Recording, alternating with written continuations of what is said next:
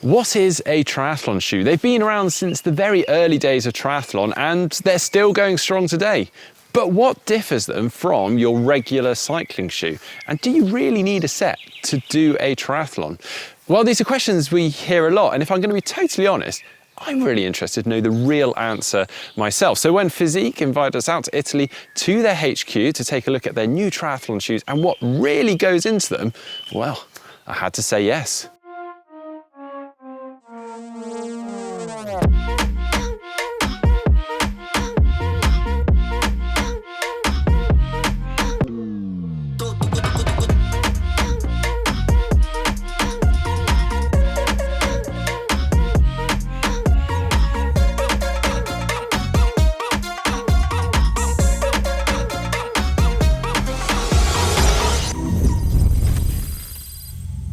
So here we are, welcome to Italy, where they really know how to make a good coffee, although without milk, which, well, I'd argue it's far better with, but they are the coffee experts and clearly pretty good at making chairs too.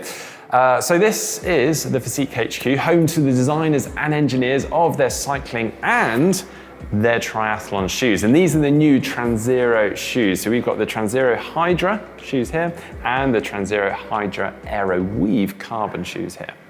Well, I'm dying to go behind the scenes and see what actually goes into the making of triathlon shoes like these. But before I do, let's just run through some of the very basics of a triathlon shoe. So obviously one of the main aims of a triathlon shoe is for quick and easy access of the foot into the shoe, and of course removal, that can be in transition or actually on the fly while cycling. So we've got this nice big opening to allow for that. Often that also means the fastening mechanism is slightly different, as is the case on this shoe, very different from your traditional road shoe. We've got this single Velcro strap, which actually opens away from the drivetrain. Also, and as is the case on this shoe, we've got this heel loop, again, just so you can put your finger through it and help with that transition. But clearly there's a lot more going on with these shoes than simply that. What about the upper material? What about the sole? Well, that's why we need to go behind the scenes. So come with me.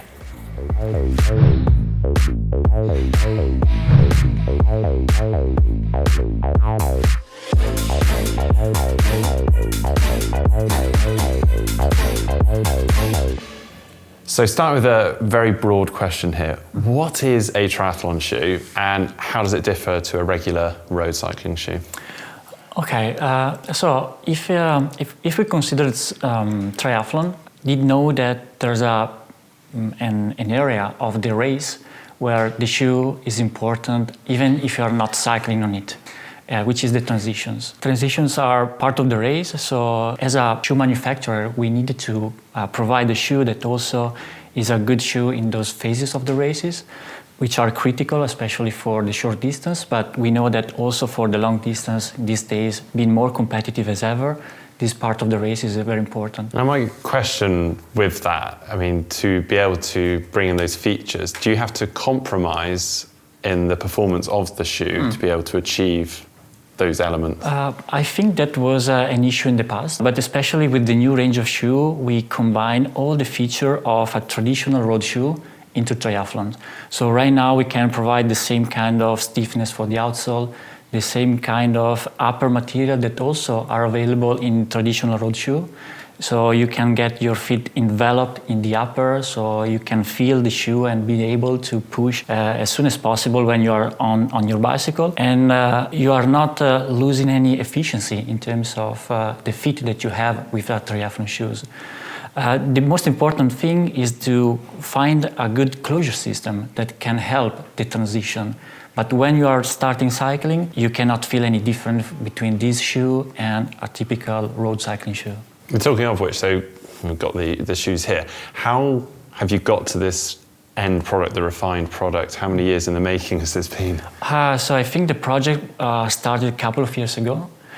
We for sure came from an experience from previous generation of triathlon shoes. We combined with the new generation of road shoe. And so we sorted out the right material, we test different material. You can see here that we have two different options for upper material, both breathable. And most importantly, they don't absorb water or any sweat. So something that is very, very important for triathletes. If you consider that you have to run after cycling, you need that your feet are healthy during the cycling phase. So the fact that the shoe is breathable, your feet is always very dry in any condition, and then that's it. You can finish your race safely.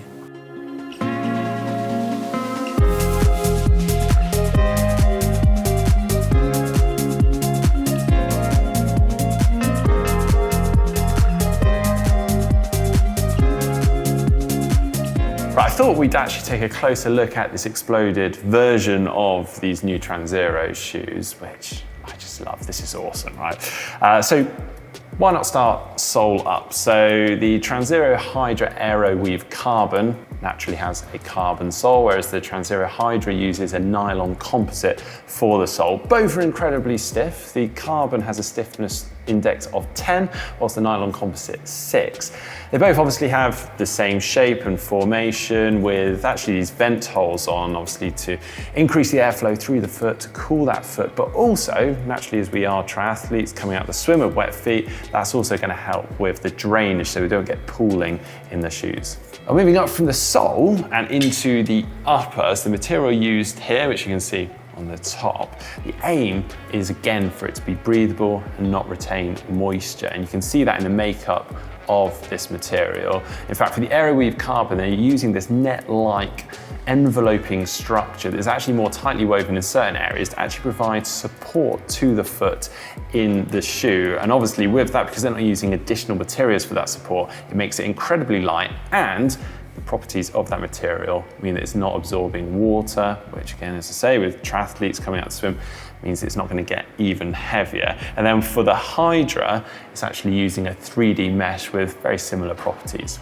But here's the other thing, if you're a bit of a speed demon and like to go sockless in a triathlon, well, they've made sure that the material inside is soft and adequate for a rider without any socks on. They've even got small details like these tiny grippers that you wouldn't even notice at first glance on the heel, just to help with that grip and keeping the foot in. Right, well, I think it's probably time we go and actually talk to the experts that make this happen and bring it all together. Okay, so we've come down to almost the engine room here. We've got the design and development team here. So Carlo, I mean, talk me through these shoes. We've had a little look at the sort of like the top line info on these, but I mean, what has gone into making these shoes? Well, when it comes to this specific like triathlon collection, let's say, there's a lot to talk. Like, of course, we analyzed first of all the user, so we got into an analyzing phase, and as Alex was mentioning, like the transition phase was one of the phases that we took into consideration, let's say, the most, to get the actual benefits on the specific triathlon shoe.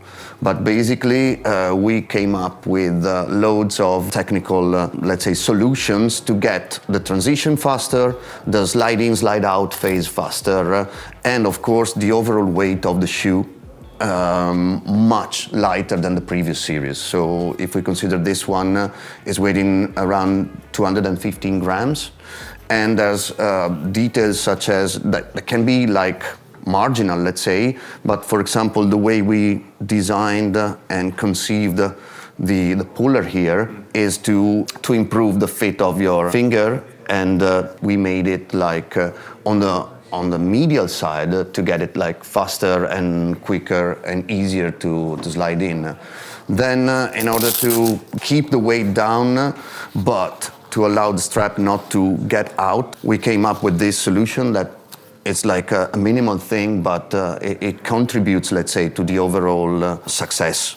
It's interesting, isn't it? So these are things that I think a lot of users and myself included, you sort of look past, and as you say, they're so marginal, but they are. You've spent probably weeks developing that tiny offset of the two tabs, and actually that helps with the performance. Everything that we come up with, like in terms of ideas, they get tested on the field. So to give you an example also, coming from the experience on the road, we found out that actually, and to my surprise, because I'm not a triathlete, that like cycling on top of the shoe was a major thing.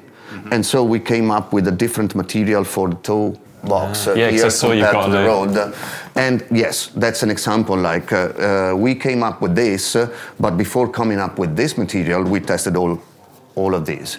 And the tests that we run are both run in the lab as first, but what we like to do is to test them outside on the field. Also for the strap, like the positioning, which seen as marginal, the positioning of the D-ring it was like tried 10 times at least. So every time we came up with a sample, we tested it outside. Also in terms of material, because we found this material, which is like a single layer, what we call engineered mesh, so it's like shaped to get like more room on the widest part of the foot, the metatarsal, but at the same time it can get past all the abrasion tests that we run usually on the shoes. So all the features that we have in the road shoes, we were able to translate into the triathlon shoe. So it's all very well, obviously, designing it all here in the office. What do you do then to sort of test it in the real world and find out if this really works? Well, we have like a base of tester, but first of all, we try them internally because, of course, we have like a lot of colleagues that are doing triathlon. So the first test and one of the most reliable, at least in the very early testing phase, is to get them on a bike.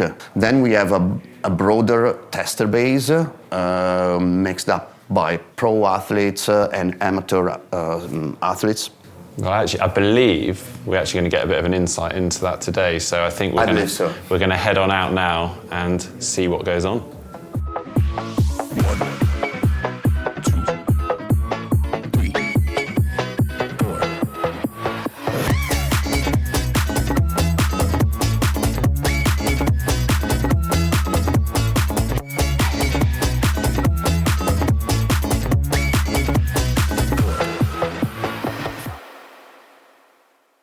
Wow, so we really have got a proper field test going on out here. Yeah, exactly. So we are testing some transitions to see how quick is the shoe in getting in. Especially important for all the races, short races, but also for Giulio here, our tester and triathlete. He's doing just numerous transitions over and over. Yeah. Brilliant. That's great. Just being able, I guess, to pull on a local pro who's obviously testing the product to the max. We call Giulio every time we have a prototype ready. So we can test different options, different straps, different Velcro, different fit to find the right balance.